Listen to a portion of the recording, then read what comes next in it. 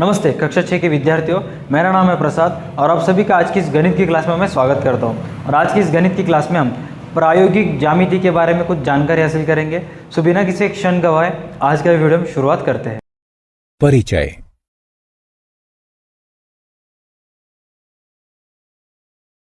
Hello माँ, मैं वादे के अनुसार आई हूँ। चलो मूवी देखने चलते हैं। विदुषी, तुम्हें आधे घंटे इंतजार करना होगा। मुझे इस चित्र को पूरा कर लेने दो। ठीक है माँ, मैं इंतजार कर सकती हूँ। माँ, मुझे बताओ कि आप इतनी बड़ी इमारतें और इनके अंदरूनी हिस्सों के चित्र कैसे बना लेती हैं?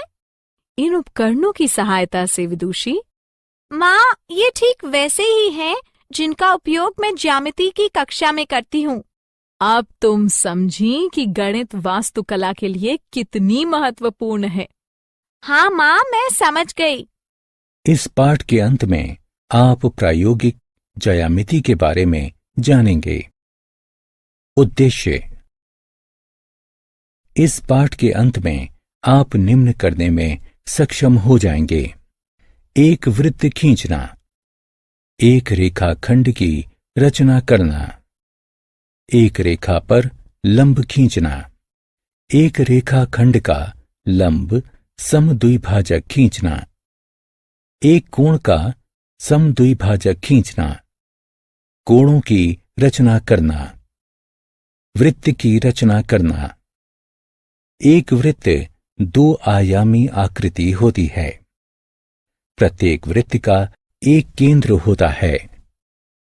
एक वृत्त की परिधि और केंद्र के बीच की दूरी त्रिज्या कहलाती है। एक वृत्त के केंद्र से होकर जाने वाला रेखाखंड जिसके दोनों सिरे वृत्त की परिधि को छूते हैं, वृत्त का व्यास कहलाता है। एक वृत्त का व्यास उसकी त्रिज्या से दुगना होता है। एक प्रकार यानी कंपास की सहायता से हम एक वृत्त खींचते हैं।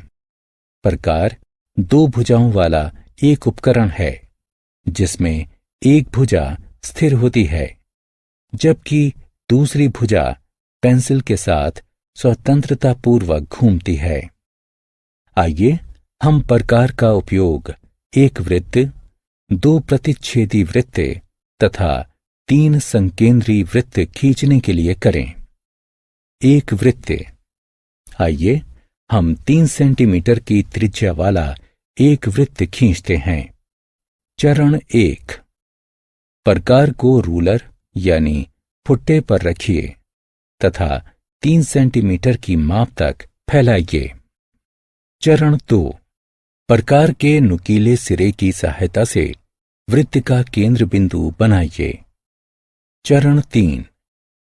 वृत्त के केंद्र पर प्रकार के एक सिरे को स्थिर रखते हुए पेंसिल वाली भुजा को चारों ओर घुमाइए। देखिए, वृत्त बन गया है। वृत्त की परिसीमा यानी परिधि पर स्थित सभी बिंदु वृत्त के केंद्र से समान दूरी पर होते हैं। दो प्रतिच्छेदी वृत्त। प्रतिच्छेदी वृत्त समान त्रिज्या वाले भी हो सकते हैं और नहीं भी। चलिए प्रतिच्छेदी वृत्त खींचते हैं।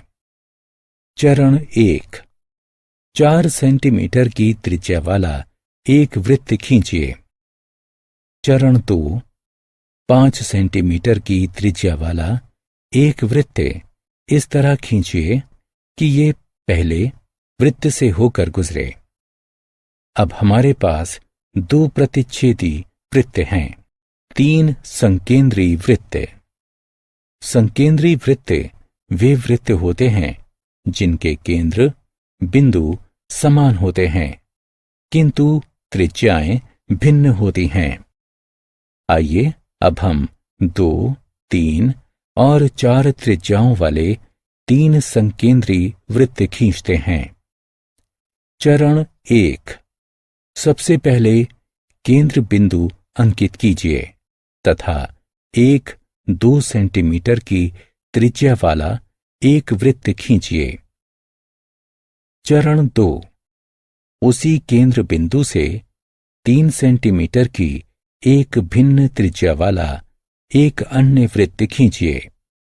चरण 3, पुनः उसी केंद्र बिंदु से 4 सेंटीमीटर की एक भिन्न त्रिज्या वाला एक अंतिम वृत्त खींचिए। हमारे पास अब 3 संकेंद्री वृत्त हैं। रेखाखंड की रचना। 2 अंत बिंदुओं वाला एक रेखाखंड एक रेखा का मापने योग्य हिस्सा होता है। एक रेखाखंड की रचना करने के लिए हम एक रूलर और एक प्रकार का उपयोग करते हैं।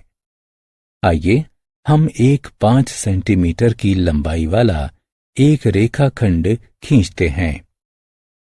चरण 1, एक लंबी रेखा M खींचिए।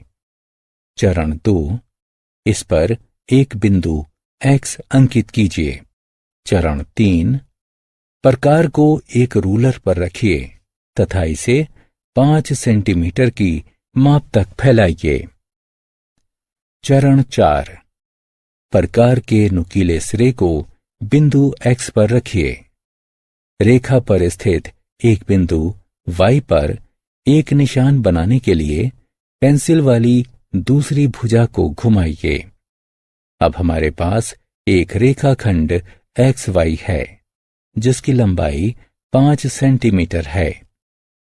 मान लीजिए कि एक 6 सेंटीमीटर लंबाई का एक रेखाखंड दिया गया है। हम उसी माप का एक दूसरा रेखाखंड ST बनाना चाहते हैं।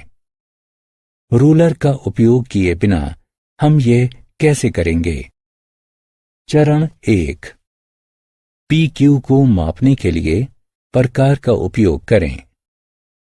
चरण 2, एक लंबी रेखा L बनाएं। इस पर एक बिंदु S चिन्हित करें। चरण 3, प्रकार के नुकीले सिरे को बिंदु S पर रखें। रेखा पर बिंदु T चिन्हित करने के लिए पेंसिल वाली दूसरी भुजा को घुमाएं। अब हमारे पास एक रेखाखंड ST है जो कि रेखाखंड PQ की एक प्रति है। एक रेखा पर लंब की रचना। एक रेखा पर उसका लंब उसे एक समकोण पर काटता है। एक रेखा पर लंब को 2 तरीकों से खींचा जा सकता है। पहला, रेखा पर स्थित एक बिंदु से होकर और दूसरा, रेखा के बाहर स्थित एक बिंदु से होकर। आइए दोनों तरीकों से लंब की रचना करना सीखें। रेखा पर स्थित एक बिंदु से होकर लंब खींचना।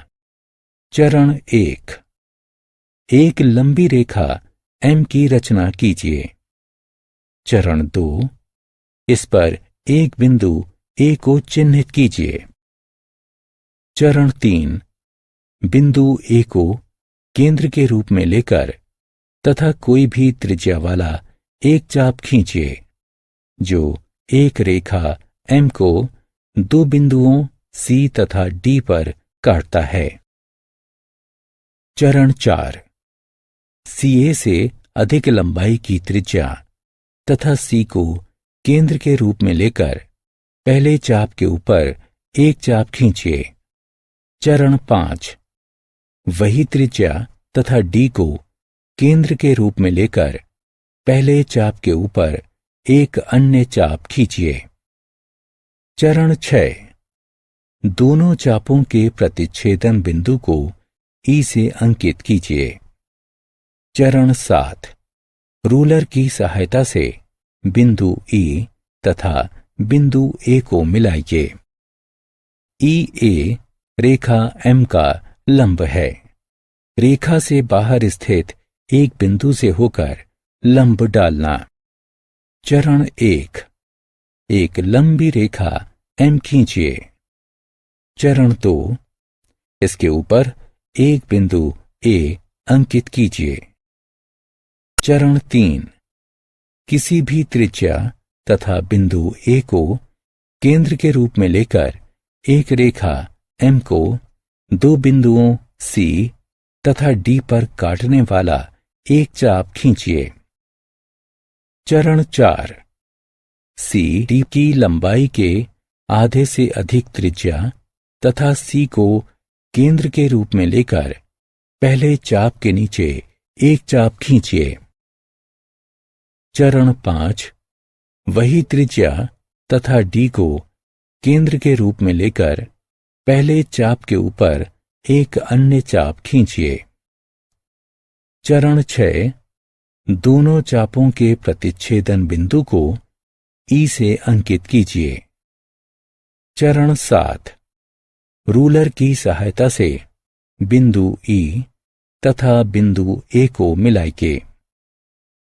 ए ई रेखा एम का लंब है।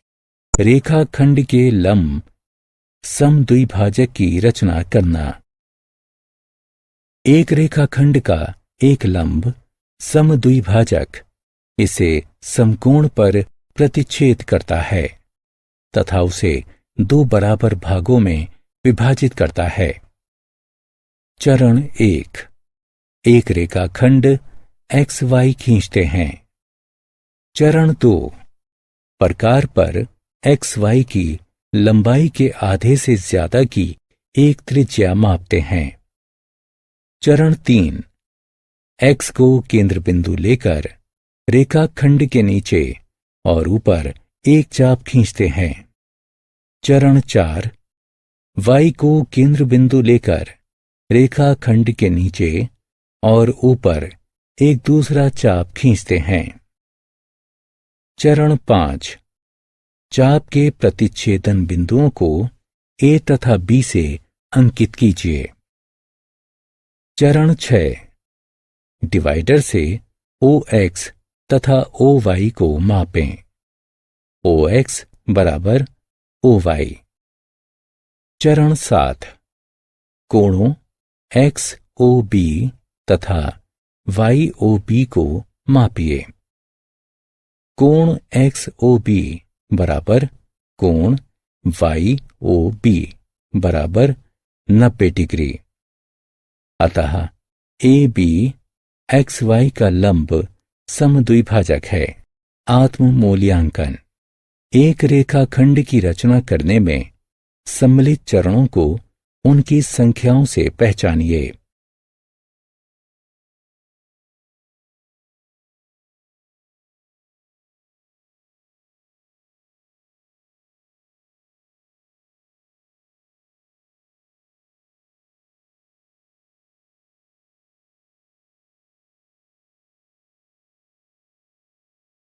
कोण के समद्विभाजक की रचना। एक कोण का समद्विभाजक इसे दो बराबर भागों में विभक्त करता है। आइए हम एक कोण समद्विभाजक की रचना करना सीखते हैं। चरण 1, कोण AOB खींचिए। चरण 2, O को केंद्र बिंदु मानते हुए एक चाप खींचिए जो कोण की दो अर्ध रेखाओं OA तथा OB को क्रमशः P तथा Q पर काटता है। चरण 3, PQ की आधी लंबाई से अधिक एक त्रिज्या को मापिए। मापी गई त्रिज्या के साथ तथा P को केंद्र लेकर PQ के ऊपर एक चाप खींचिए। चरण 4, वही त्रिज्या लेकर तथा Q को केंद्र में लेकर PQ के ऊपर एक दूसरा चाप खींचिए। चरण 5, चाप के प्रतिच्छेदन बिंदु को C से अंकित कीजिए। O तथा C को मिलाइए। चरण 6, कोणों AOC तथा COB को मापिए। कोण AOC बराबर कोण COB। अतः OC कोण AOB का समद्विभाजक है। कोण की प्रति की रचना। एक कोण की प्रति की रचना कैसे की जाती है जिसकी माप हमें ज्ञात नहीं है। कोण AOB दिया गया है।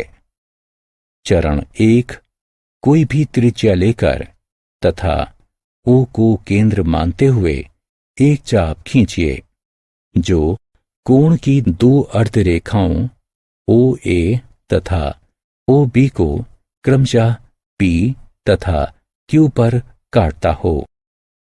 चरण 2, L लंबाई की एक रेखा खींचिए तथा उस पर एक बिंदु S अंकित कीजिए। चरण 3, OQ त्रिज्या तथा S को केंद्र लेकर एक चाप खींचिए जो रेखा L को T बिंदु पर काटता है। चरण 4, PQ त्रिज्या लेकर तथा T को केंद्र मानते हुए एक चाप खींचिए जो पिछले चाप को R पर काटे। चरण 5, R से S को मिलाइए। कोण RST बराबर कोण AOB कोणों की रचना करना। आइए अब एक एक करके कुछ विशेष कोणों की रचना करते हैं। 30 डिग्री के कोण की, 60 डिग्री के कोण की और 120 डिग्री के कोण की। 30 डिग्री का कोण। चरण 1, एक लंबी रेखा M खींचिए। चरण 2, इस पर एक बिंदु Q अंकित कीजिए।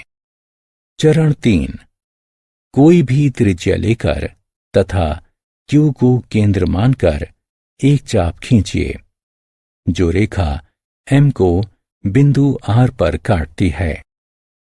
चरण 4, वही त्रिज्या लेकर तथा R को केंद्र मानकर एक चाप खींचिए जो रेखा M को Q पर काटता है। चरण 5, चाप के प्रतिच्छेदन बिंदु को P से अंकित कीजिए।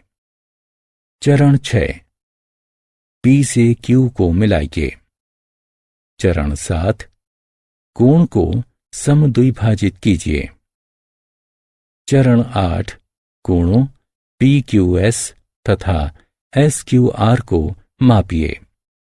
कोण PQS बराबर कोण SQR बराबर 30 डिग्री। 60 डिग्री का कोण।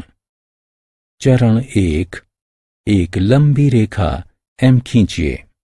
चरण 2, इस पर बिंदु Q अंकित कीजिए। चरण 3, कोई भी त्रिज्या लेकर तथा बिंदु Q को केंद्र मानकर एक चाप खींचिए जो रेखा M को बिंदु R पर काटता है। चरण 4, वही त्रिज्या लेकर तथा बिंदु R को केंद्र मानकर एक चाप खींचिए जो रेखा M को बिंदु Q पर काटता है। चरण 5, चाप के प्रतिच्छेदन बिंदु को P से अंकित कीजिए। चरण 6, P से Q को मिलाइए। कोण PQR निर्मित हुआ। 120 डिग्री का कोण। चरण 1, एक लंबी रेखा M खींचिए। चरण 2, इस पर बिंदु Q को अंकित कीजिए। चरण 3, कोई भी त्रिज्या लेकर तथा बिंदु Q को केंद्र मानकर एक चाप खींचिए जो रेखा M को बिंदु R पर काटता है। चरण 4, वही त्रिज्या लेकर तथा बिंदु R को केंद्र मानकर एक चाप खींचिए जो पहले चाप को बिंदु S पर काटता है। चरण 5, वही त्रिज्या लेकर तथा बिंदु S को केंद्र मानकर एक चाप खींचिए जो पहले चाप को बिंदु P पर काटता है। चरण 6, P से Q को मिलाइए। कोण PQR निर्मित हुआ। आत्म मूल्यांकन। निम्नलिखित विवरणों का मिलान उनके संबंधित विकल्पों से कीजिए।